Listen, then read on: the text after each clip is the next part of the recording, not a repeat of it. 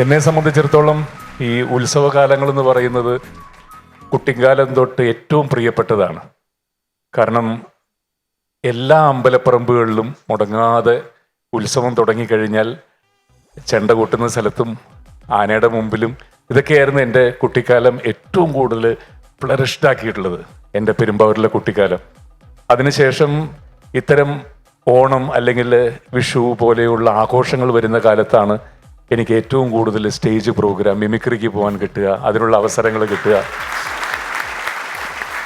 അതിനുശേഷമാണ് കലാഭവനിലെത്തുന്നതും കലാഭവനിലെത്തിയ ശേഷവും ഇങ്ങനെയുള്ള ഒരുപാട് ഉത്സവ പറമ്പുകളിൽ നമ്മൾ ചെന്നെത്തുന്നത് ഈ ഓണക്കാലത്തും ഈ ആഘോഷ ദിനങ്ങളിലൊക്കെയാണ്.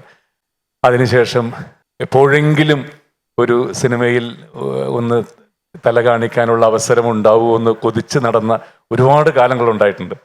അപ്പോൾ അതിനുശേഷം അതിനുള്ളൊരു ഭാഗ്യം ദൈവം തന്നു. കഴിഞ്ഞ 30-35 വർഷങ്ങൾക്ക് മുകളിലായി നിങ്ങളുടെയൊക്കെ സ്നേഹവും സന്തോഷവും ഒക്കെ കൊണ്ട് അതിങ്ങനെ കണ്ടിന്യൂ ആയി ഇങ്ങനെ പോകുന്നത്.